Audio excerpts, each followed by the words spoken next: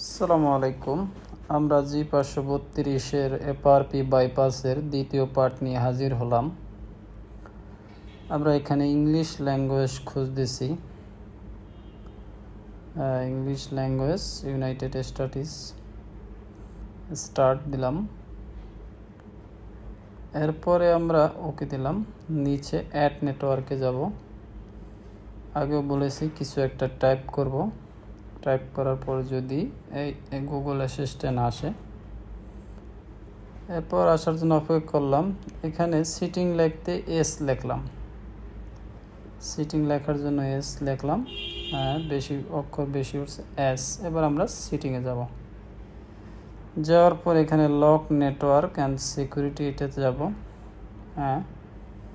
এবার আমরা pattern lock set করব। কন্টিনিউ। টাচটা একটু ডিস্টার্ব করে, সহজে ধরতে চাচ্ছে না, যার কারণে আমাদের কাছে বিঘ্ন ঘটতেছে। একটা প্যাটার্ন লক দিলাম, আপনি আপনার মন মতো চাইলে দিতে পারেন। কন্টিনিউ। এবার ডান দিলাম। যাক, আমাদের লক কমপ্লিট হলো।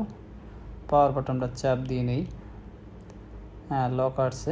স্ক্রিনটা একটা টান দিই উপরে। তারপর ইমার্জেন্সিতে গেলাম। *#0*#। এবার আমাদের সেই অপশনটা আসবে। এবার প্যাটার্ন লকটা দেই। এবার আমাদের লকটা আসছে। আনলক টুলসে যাবেন। আনলক টুলসে যাওয়ার পরে স্যামসাংয়ে যাবেন, যাদের আনলক টুলস আছে। ফাংশনে যাবেন। ফাংশনে যাওয়ার পরে লেখা আছে এফআরপি বাইপাস 2000।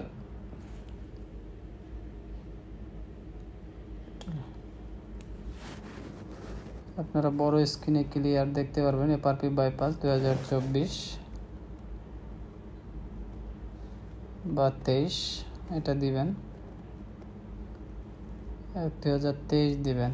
এবার আমাদের স্ক্রিনে এখানে এটা প্রথমে অ্যালাউ করবেন, এবার ওকে দিবেন। আমাদের এফআরপি বাইপাস সাকসেসফুল।